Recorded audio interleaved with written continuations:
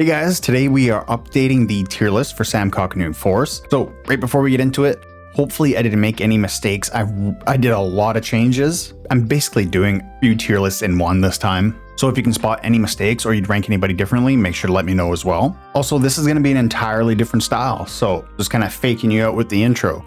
Drop it in the border, throw up the background, and let me know what you think of this, because it took a lot more time and effort. So please give me your feedback in the comments. I just want to know if you guys like this layout better. It should be at the very least more informative. And also the food link thing you'll see is mostly going to be for people who spend. If you're free to play, mainly just look at the free to play tag. So starting it out, Iam Tiao, AoE damage that dispels a buff from an enemy. She can grant allies extra rage and buff their crit rate and reduce enemy rage and give allies invincible shields.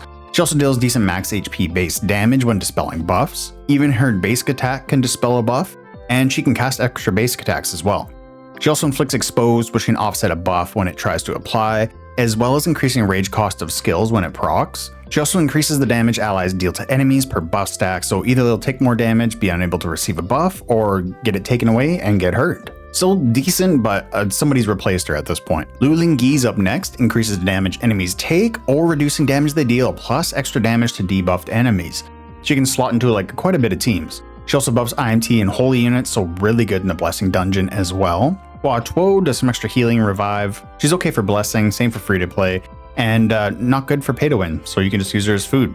Zhou Rong will add some damage, but also reduce enemy damage reduction and steal defense from enemies, letting your team do more damage. There's still a few of the original units that are useful. May not be great, if you're balls to the wall spending, but if you're just a light spender, spending $10, $20 a month, something like that, some of the core units are still good. IMT Zhao Yun up next does row damage while buffing his attack and will pursue with basic attacks pretty often. He can also ignore some enemy defense and take extra turns and give allies extra turns. He can buff allies' attack with resolve and increase their block chance as well. He also reduces healing and shields received by enemies up to 50%, which is really good. That's with his Petrify debuff, which also enables him to do max HP based damage. Zhou, just food for the most part. Diao for her healing, some dodge, plus she buffs IMT and holy units, so it just makes sense to use her in blessing. IMTC Mei is next up, and he's going to be applying an absolute ton of poisons with his AoE, as well as increasing poison damage. His poisons reduce enemy hit rate and can grant some damage reduction to all allies. He deals extra damage based on poison stacks and can also deal max HP based damage. He's got a good chance to not consume rage when attacking as well. He's a really good choice for free to play players, but he only really brings damage, so unless you can work in other units that synergize with having a lot of debuffs, then you still need some crowd control and whatnot. Now, I am differentiating whether they're good or bad for free to play, simply because you won't have access to all their hero soul, hero essence, whatever you want to call it. So whether they're good for free to play just comes down to their skills and talents, and that's it. But Hero Soul 0 does more damage than regular Lubu. Sun Quan, pretty much useless for everything, unless you're free to play and you need him for his burns in a burn team, and he's usable in blessing if you bring in the burn trio. Taishi C, also pretty useless, you won't be using him. Lu Xun can be good for his stuns, also you can make use of his burns with some other units. Guan Yimping, kind of fun, won't be really using her though. Zhongfei is good for his unyielding, his invincible shields, and his taunts just let your other units survive a bit better. Still a good free-to-play unit though.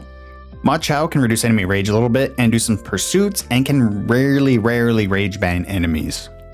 Liu Bei is still decent for his shields and his healing, plus he buffs IMT and holy units. Basically all the units that buff IMT and holy, and some of them say spirit, so I'm thinking that's the next tier of units that are going to be coming out after IMT, holy, and then spirit.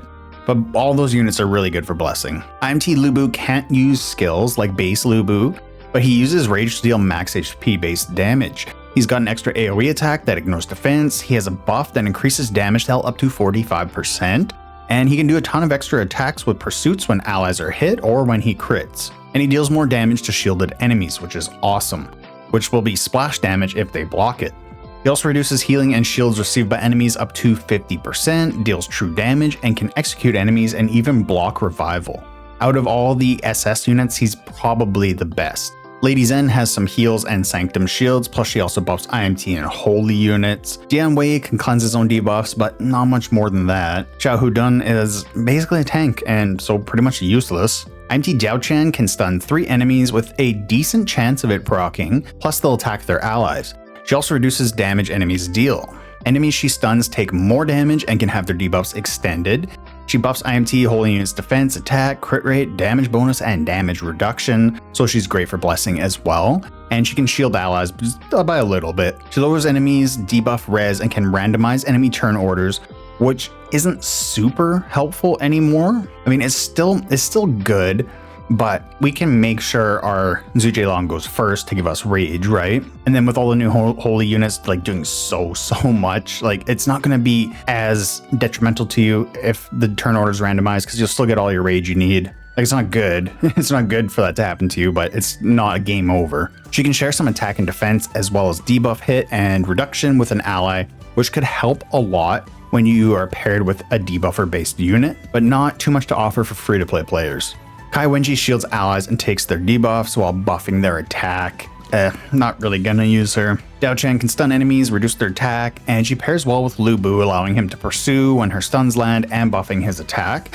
Can be food if you're pay to win, but free to play you might want to keep her. Lubu, big AoE damage, super rage hungry. If you're completely free to play, you'll still be using him probably, but otherwise you're really not using him at all anymore. So is this food for pay to win and keep for free to play, just like Diao Chan. Although if you're just like spending a little bit, like if you do it perfectly on a banner, you can get 1 copy of an IMT or holy unit for $1. So even if you're just a really light spender, he's pretty much useless to you.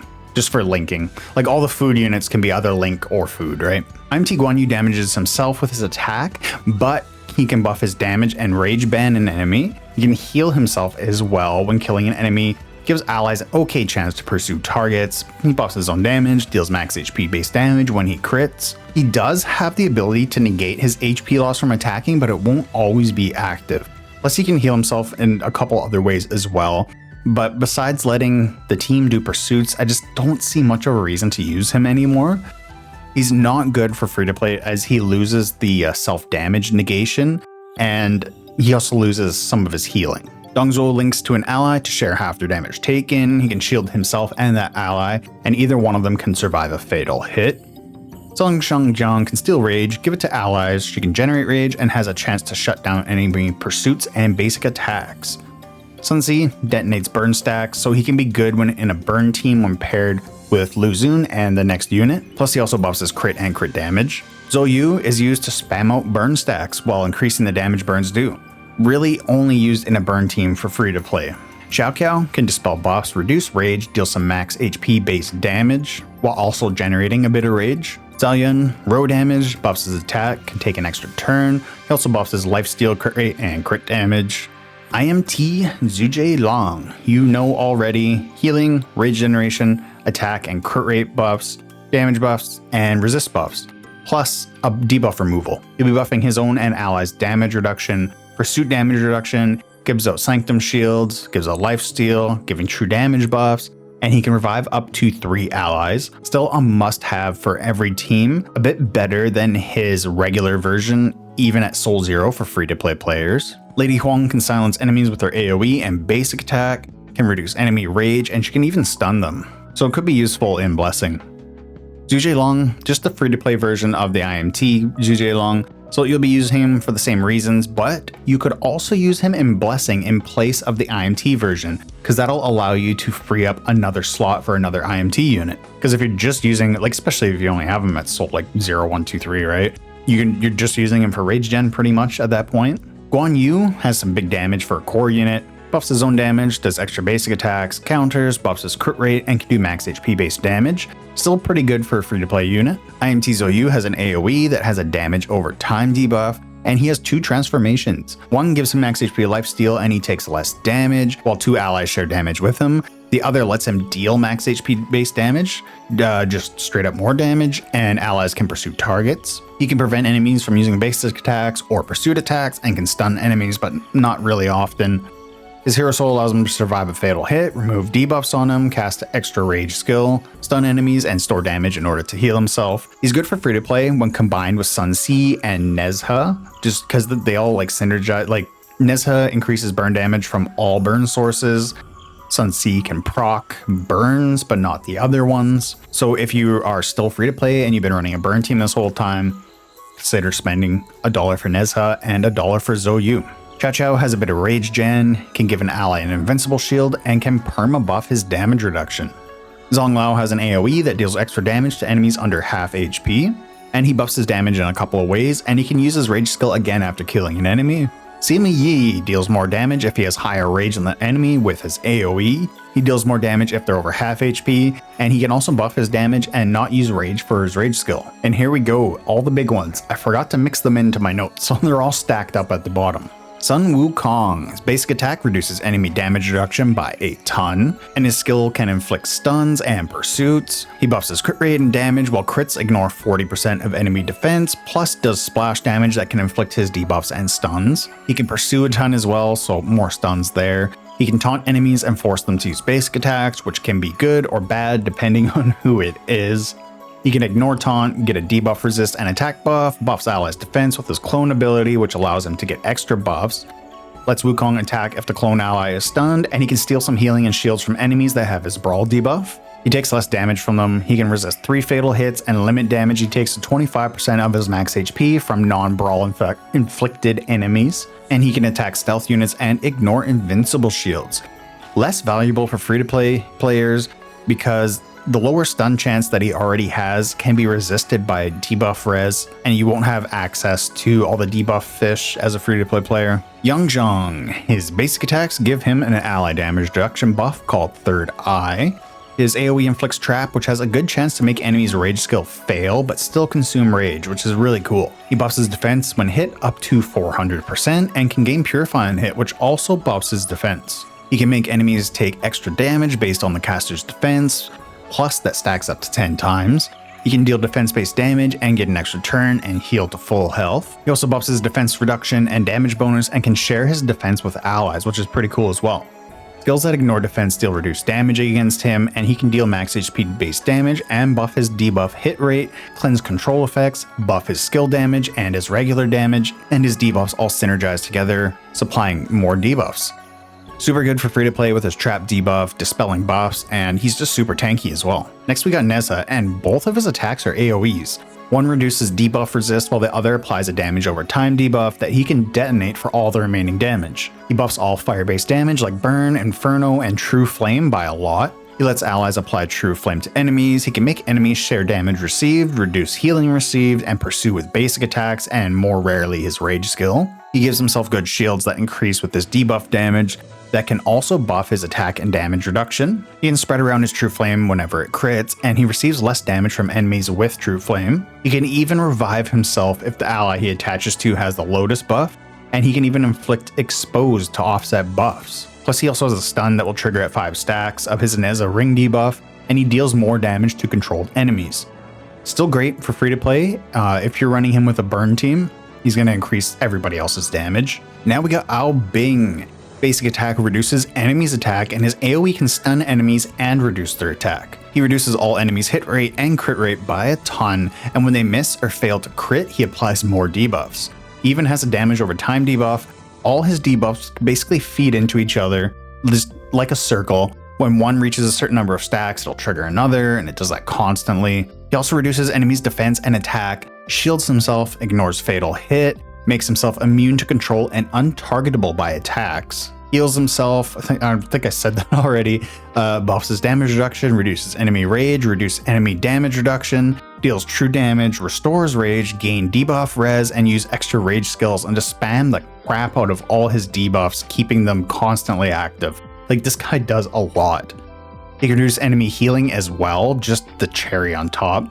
Slightly worse for free-to-play players, as pay-to-win players have more access to like the debuff resist fish and stuff, but he's still decent. Now, Lubu Dao, the newest version of Lubu.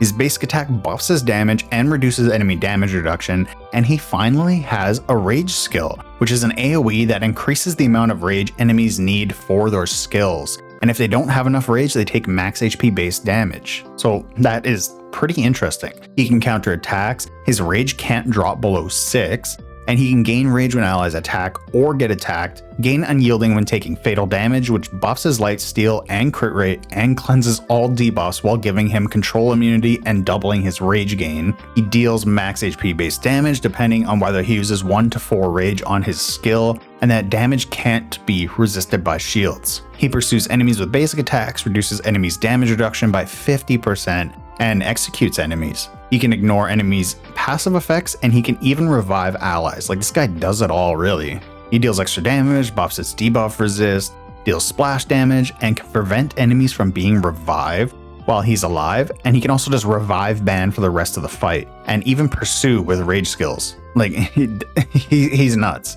They're getting crazy with these new units. And now our newest holy unit, True Diao Chan. Basic attack reduces damage enemies deal, while her AoE dispels 1 or 2 buff stacks, stuns them, and prevents them from gaining rage or decay. She applies Expose, which offsets a buff from applying to enemies. She applies Invincible Shields, which also increase damage dealt. She does Pursuits that heal allies. She can reduce enemies' shields. She buffs IMT Holy and Spirit units attack, defense, crit rate, damage bonus, and damage reduction. And weirdly, she buffs the Nine-Tailed Beast skill with a chance to use her stun debuff, prioritizes the invincible shields to Lubu Dao, and makes the shield buff damage and debuff resist, and when it expires gives a shield and damage reduction buff and can heal as well. She can nullify rage regen and healing and prevent buffs from applying on enemies, and evil exile, she can even exile an enemy from the fight, and on the off chance you get the whole enemy team inflected, we're almost done. That's why I'm screwing up. On the off chance you get the whole enemy team inflicted with her Doom debuff while they're below 30% HP, you just straight up win the fight, which is insane. She can replace regular or IMT Xiaoqiao for free-to-play players. I started going downhill quick at the end there. So yeah, that is it.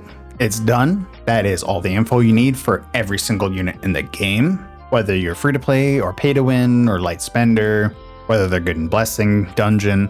So let me know what you think of this new style of tier list, I guess you'd call it.